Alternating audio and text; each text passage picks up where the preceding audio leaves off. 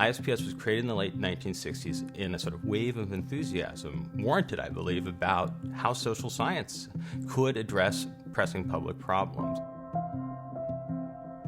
There are so many claims out there that are competing with each other. There's so many interested parties. We don't have an interest that's based on our material benefit. We have an interest that's based on the simple idea that we should advance research, shape policy, develop leaders. Those three things are the essence of this institution. We work together almost like a science lab. The second floor of the middle building of the ISPS Complex is, one of the most productive research programs in political behavior in the world. We've shown that if you tell people their votes are secret, people who are registered to vote but have never previously participated are much more likely to turn out to vote. That's something that academic research finds interesting, but it's also something where policymakers didn't even know there was a problem before people here at ISPS started thinking it would be a good idea to go out and look at that question. I think the overarching question is whether it works or not, right? Does democracy promotion promote democracy? What are the unintended consequences of trying to engage in this type of activism within sovereign states? Some of the field experiments that I have done involve working in collaboration with international NGOs that engage in international election observation, and we're randomly assigning within certain geographic areas the international observers themselves. Congress is a very low rating. Now 9% or 10% or 11%, bottom feeder during the last couple of years or so. On the other hand, if you go about that a little differently and ask the public what they expect out of a legislative institution, you see that the public is really pretty well informed.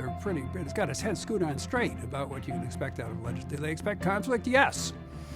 That's where it's supposed to exist. So once they deplore conflict and understand it and expect it. My approach was to look at sort of where academics have looked in the past and to think that really they've looked in the wrong place in the past. That instead money doesn't work in these very overt, corrupt ways, that people don't exchange cash for votes. That's not how the system works, but rather money shapes the influence in the policymaking process in many more subtle ways. This is the core of what we do. We provide the resources so that top social scientists can do very good work. And what we do that's different from many other institutions of academia is we also connect that to shaping policy. Look at cost effectiveness. Say that does this drug, Avastin, for example, that costs $90,000 for a mean extension of life of 3 months. Is that worth it? And are we as a government, Medicare, willing to pay for it? And that's not an easy conversation.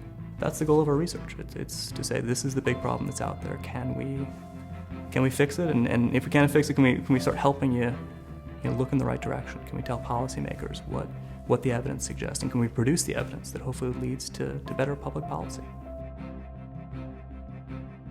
If a scientist says, remember, we cannot attribute any single event to climate change, a good 1 out of 6 people interprets that as climate change did not cause Hurricane Sandy, that there's no causal link there. Not that we can't say there's a causal link, but that in fact there is no causal link.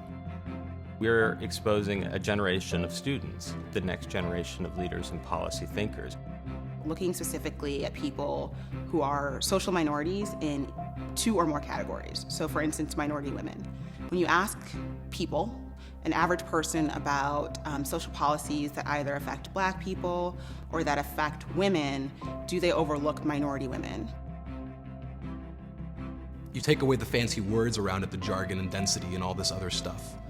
Cops know who the problem people are. The cops they have an incredible store of knowledge, be it in their phones or their notepads or just in their heads.